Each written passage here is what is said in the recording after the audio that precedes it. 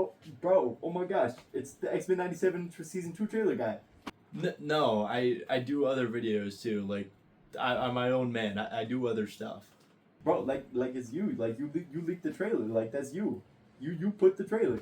No, like I'm working on your video right now. Like I do other stuff too. No, but like you leaked it. Like that was you. You're the X-Men guy.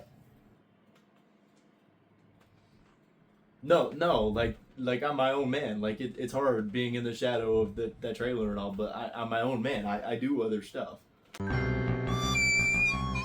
Hey guys, what's up? It's Ethan Says Stuff. Today we're going to be saying some stuff about the Mandalorian and Grogu, which is the first Star Wars movie in 7 years at the time of this recording, which we're all curious if it's disappointing or not. I mean, I'm about a week late to its release now, but general consensus online seems to be negative, which we're going to touch on a bit later. So I have a little bit of a mixed feeling. If you saw my first impressions review on Letterboxd or my accounts, whatever, I posted it, and it's not really as bad as people are making it sound at all. It's nowhere near as bad as that.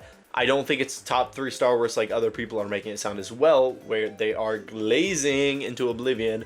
But I definitely don't think it is the worst thing ever. I think the biggest problem it has is it really struggles with pacing and overall just holding viewer attention or like retention, whatever, because obviously we're used to the show, which is a lot more of a digestible format for this.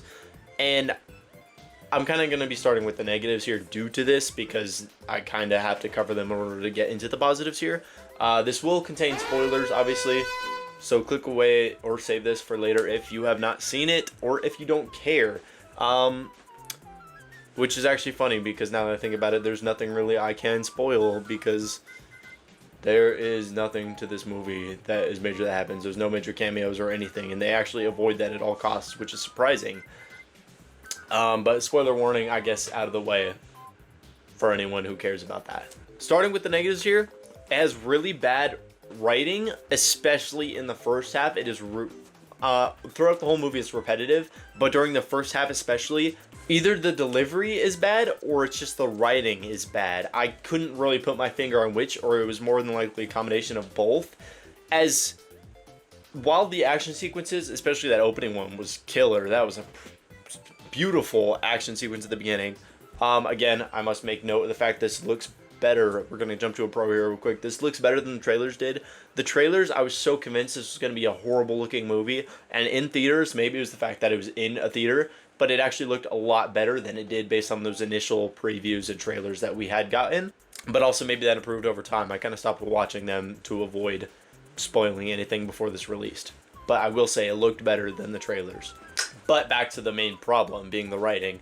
Very repetitive, very bland, and just very boring. It feels like it was edited in a way, or formatted in a way, to where it should have been structured differently. There's, especially during the first half of the movie, I noticed it a lot more. Especially once he gets to the Republic base with, I don't even know her name, Sigourney Weaver's character. He's talking to her, and then he's responding to characters, and all these characters throughout this opening sequence are responding to stuff for viewers to see only. Like, they're talking to themselves. This isn't stuff these characters usually do either. Like, he'll have a conversation, and like, off the top of my head, the conversation ends, she leaves, and a couple scenes later, he responds to the conversation by himself, talking to himself about the Razor Crest. He gets the new Razor Crest, and he's talking about it, responding to the conversation we had earlier. And in general, there's just a lot at the beginning of the movie there, where they're responding to conversations that are over. And the way it's just formatted, I don't think is done well writing-wise. I think writing-wise alone, it could have been improved a lot if it was just formatted slightly different, structured slightly different, whatever you want to say. And also, like I said, the delivery just isn't the greatest at points either, especially during that opening sequence, which everyone was dogging on before to begin with, saying that it sounded like he recorded through a phone call, Pedro Pascal it is, as Mandalorian, during that snow sequence. And he's like, oh, what are you waiting for? Get on. It doesn't sound good.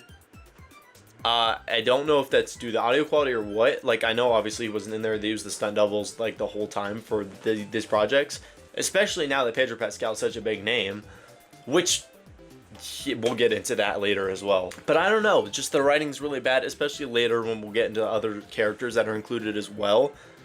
Actually, we'll get into them right now, starting with Rada the Hutt, which, yeah, did you know he's nothing like his father? I'm not gonna repeat the joke too much, even though it would be real funny with the repetitive writing that this movie has. He says that he has this conversation where he has this monologue when he meets Mandalorian and Grogu, and he tells him multiple times, like every single scene that he shows up, he's like, "Oh, it's really tough living in the shadow of my father.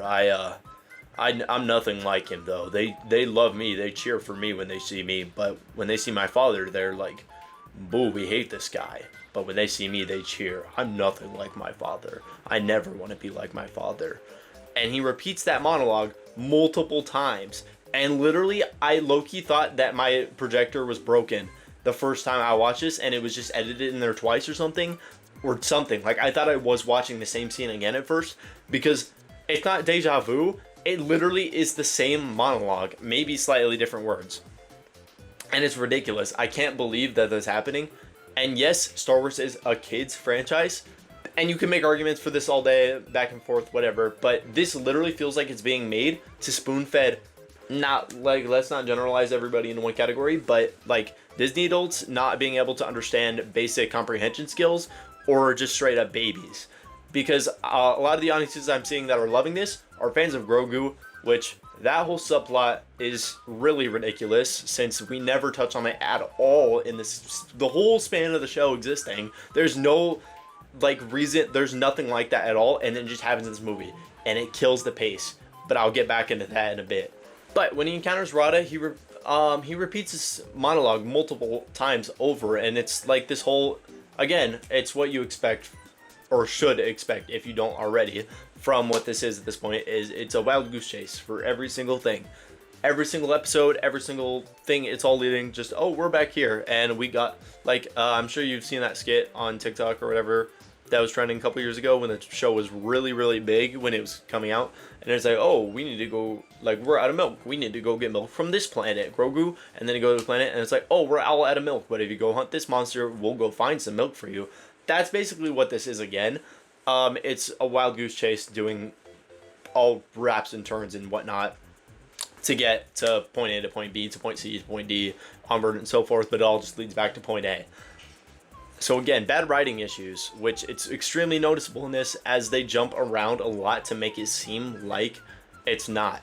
When you see people say that there's nothing to spoil in this movie because nothing major happens, I wish it was a joke. Nothing major happens in this. There's opportunities for Dave Filoni to also, like, he's cameoed in the movie. Bro thinks he's Stan Lee. No. People are hating on that a little bit low-key. It makes sense that he's going to be in it, because this man lived and breathed Star Wars.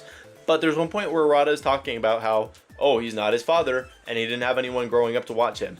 And I really, really, really thought this was going to be a flashback, and it was going to be to the Clone Wars, and it was going to be live action Ahsoka and Anakin taking care of him as a baby, because they even have the puppet for the baby and stuff. And I really thought it was going to be like, oh man, like, here's the flashback, because it's the Clone Wars and you guys like this, which we do.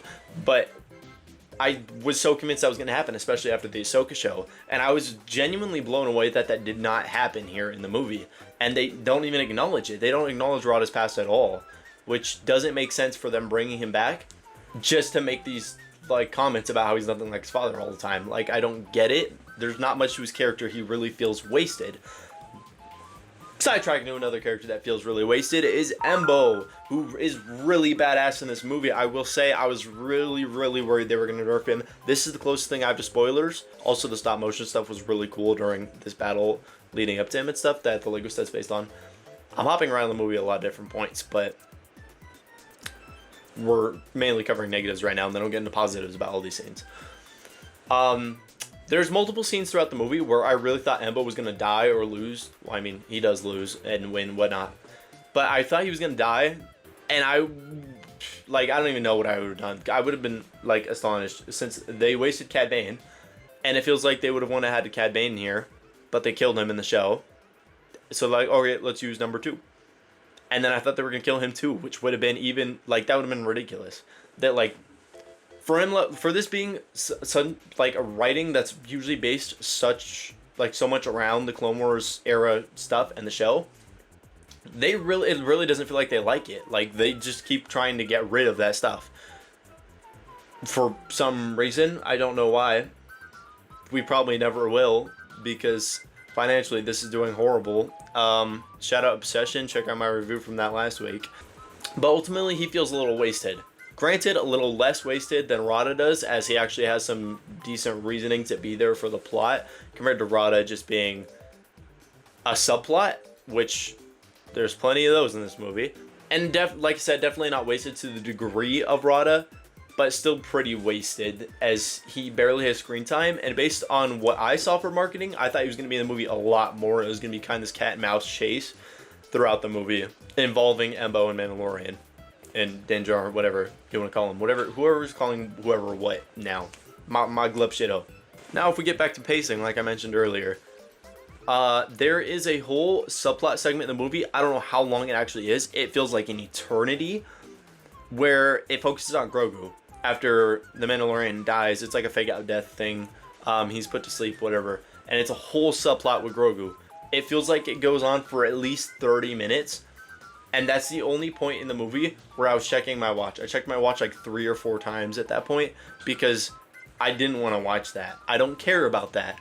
That's going to get people to buy more merch of this cute little guy, but it's not going to make me enjoy the movie. It really kills the pacing that we go from such like big or like such large scaled action sequences to stuff like that. It just cuts the pacing down to a screeching halt, and it's really, really bad. And I can't even be like, oh, it was really good for his character because it shows blah, blah, blah, blah. Because I don't care about his character. He doesn't talk. I don't know anything except the fact he's a baby and he sells cute t-shirts and plushies at Disneyland. Like, he has nothing to him except he's merch appeal.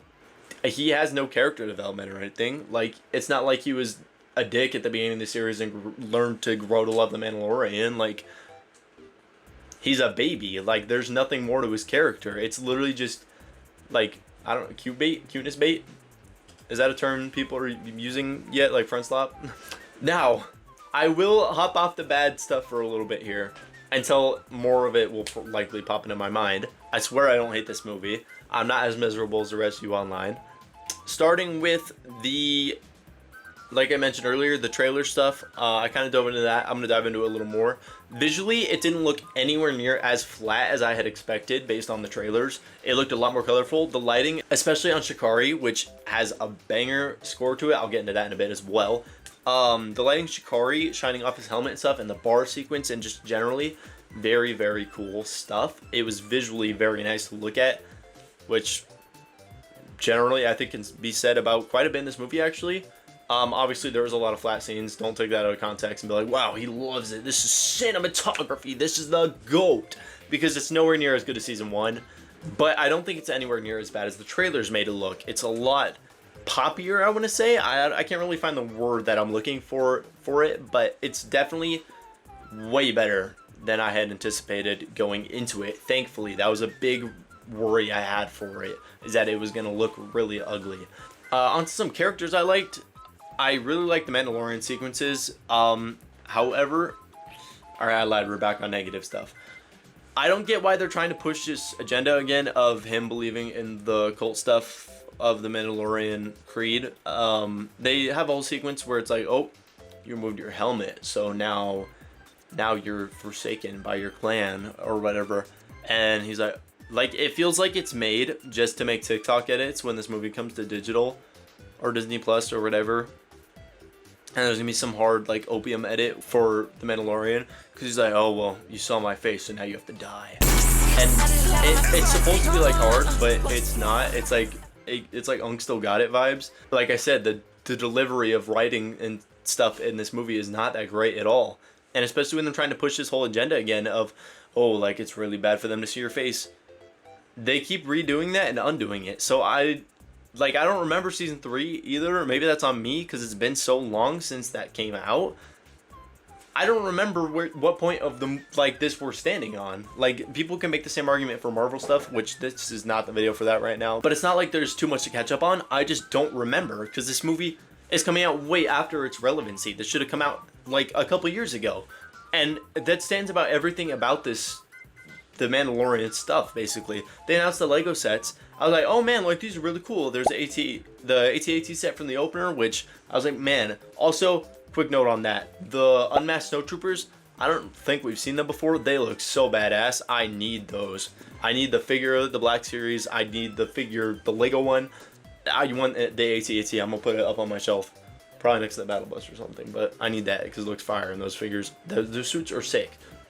I look, you want to get one of those helmets. I might try to. If anyone knows who's selling them, hit me up. Probably Galactic Armory. But those don't come out till like August or September at the minimum. I mean, I saw some at Target today. But like for the big moments in the movie, they're not out until after summer. Granted, that's probably to line up when this movie hits Disney Plus, when a lot of people are going to watch it as well, because everyone's hearing bad things about it currently. I'm still going to buy it probably, because, which I guess the problem, that's on me. Like, I'm the fool for that there. But that's cool.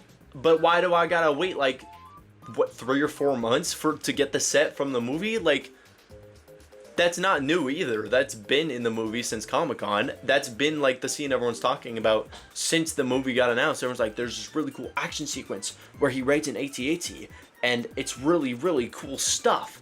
And I've always been like waiting for that, to see that, because I'm like, oh, that sounds really sick. It was. It lived up to the hype for me. I really loved that sequence. It was really, really cool to watch. But why do I gotta wait so long? Everything about this is just waiting at this point. This show's way behind. The toys are gonna be so behind. It's just not relevant anymore. Which is kind of sad. Like, I hate saying that about a franchise I love so much. Maybe it's all of Star Wars, or maybe it's just this. But it's just late. Like, I just don't care that much about this anymore, because it's so far after when I cared about it. Like, oh, like your attention span's cooked, like you have TikTok attention span, you're new gen, you don't get it. But I don't think I'm in the minority there. Like, this is behind its time at this point. And like, yeah, I will say some of it was really cool to watch. A lot of the Mandalorian sequences were cool. I liked how Grogu sat on his shoulder, and I almost bought the Black Series figure of him at Target today, because I was like, yeah, that's really cool. Like, I like this in the movie. It sucks that he doesn't have the Darksaber either, though. That would have been so cool in so much parts of this movie. And we have great action sequences like the AT-AT, the bar fight, the Djarik match, which, oh my gosh, people are blowing that out of the water also. They're like, oh my gosh, they need to spell it out for you. This is the thing from A New Hope. This is the board game that they play on the Millennium Falcon. It's a Djarik match. It's a Djarik match, guys. You get it? He said Djarik match 17 times, which he doesn't. Y'all are complaining to just be on the bandwagon at this point. He says it twice. The word Djarik is said in the movie 2 times. Maybe 3 if I missed it. But he says, like, there's, what, Lord Jadu coin or whatever, and he's like, oh, I'm gonna put Rada in a Djarik match, like he's dead, he's not a free man. And then Mandalorian goes to tell Rada's like, I'm nothing like my father, like I'm my own man. And he's like, you're gonna die, it's a Djarik match. And then they go into it and they fight, and it's the board and stuff, and admittedly it was kind of cool. Maybe I was just like, oh my gosh, the Glub Shittos, duel the Glub Shittos. But that was kind of cool to see. I liked seeing that, actually, and the CGI wasn't that awful. Maybe I'm desensitized to it at this point because everybody uses CGI or effects, but I didn't think they looked that awful. I don't know. I thought it was cool. People are blowing that out of the water. People are blowing a lot of this movie out of the water for no reason. Like I said, y'all are just hopping in a bandwagon at this point because it's bad. It's nowhere near as you people are making it sound like. Y'all gotta lighten up a bit. It is bad. It's pretty bad. I enjoyed some of it. Originally, I went out of it kind of in the middle of the road, but the more I've been thinking about it, I was writing a list. I make little lists whenever I'm making videos for this stuff in case I'm forgetting points. And I kept writing negatives more than positives because they kept coming to my mind. And again, it's sad that that's like this because Star Wars is a franchise I love so much. And I'm hoping Starfighter will be better. But at least for this, like, the more I thought about it, just the more I wasn't really a fan of it. Because it's just in this weird space where it exists. Like, it was fine.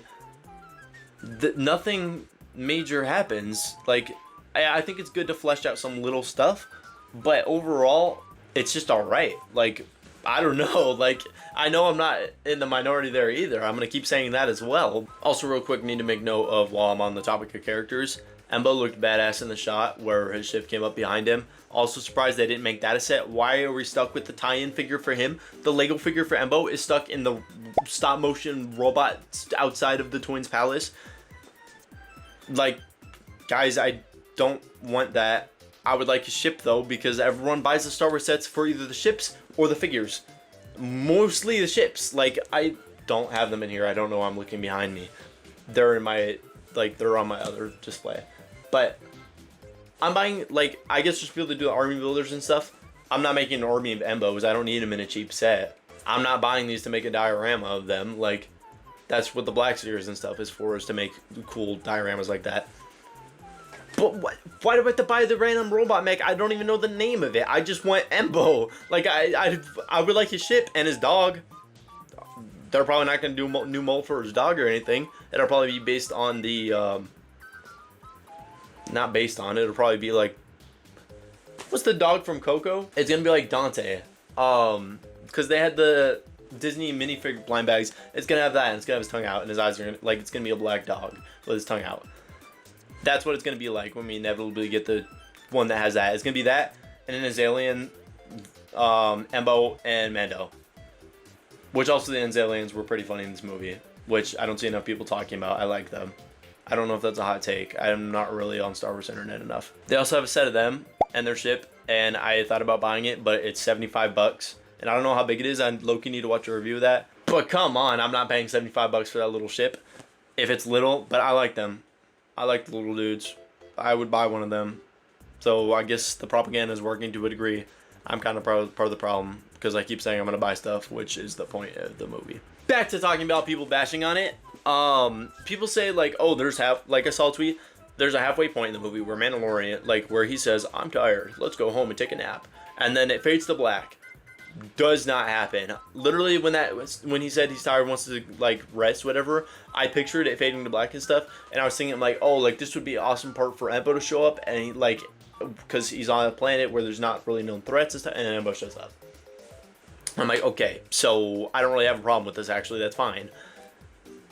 So, and then that whole sequence where he's like, all right, when I give you a signal, you guys got to run and stuff, and I'm like, okay, I like this. I like that whole part with Embo. Most of the action sequences in this, I like. The ending one with the X-Wings, I like. I hope that Starfighter next year is good. That would be so badass to have the movie with X-Wing fighters and stuff. But, again, nowhere near as you people are making it seem like online out there. It was not that bad of a scene, and people talking about, like, oh, like, it's feeding you nostalgia slop, because, oh, it's a generic match 17 million times. Doesn't do that at all. Like, the main complaint I have is the writing and the pacing, because of the whole Grogu subplot is the pacing part as well, because it's just so slow, and I don't care. I don't know how long this video is. This might be, like, I don't know, 30 minutes? But overall, I don't think it's nearly as awful as people say.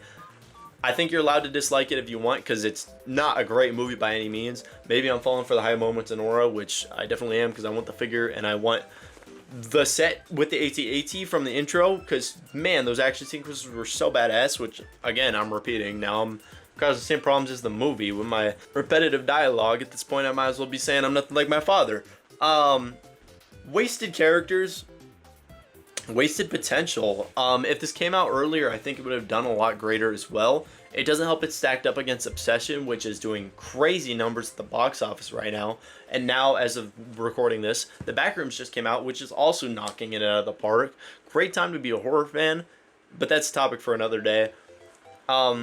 Overall, after my first impressions and whatnot, I think I'm starting to lean towards a 4 out of 10 for this one, or a 2 out of 5. Just wishing for it to be better. I'm hoping Starfighter can lock in the New Republic movie or the Old Republic movie we're supposed to be getting, or even the continuation of the sequels. Something hopefully can be good. I want this franchise to do well. It can't be carried just off the animation stuff, because it's not going to happen, unfortunately, even though I love the animated stuff. Hopefully we get some announcements to Star Wars Celebration next year, but yeah, I think a 4 out of 10 is where I'm sitting at this for now. Maybe it'll grow with me a little more over time. Maybe it'll get worse over time. But let me know what you thought down below. hopefully not cause any arguments here, because it was bad on Star Wars Internet a couple years ago. I stay away from that now. But make sure to subscribe, leave a like, leave a comment down below whether it's your thoughts on the movie or you sending me a death threat because you disagree with me. That's fine too. Well, actually, it's probably not. You're probably gonna get in trouble with YouTube comments restrictions, but actually, yeah, please don't threaten me. We're all on the same page. We like Star Wars. See ya.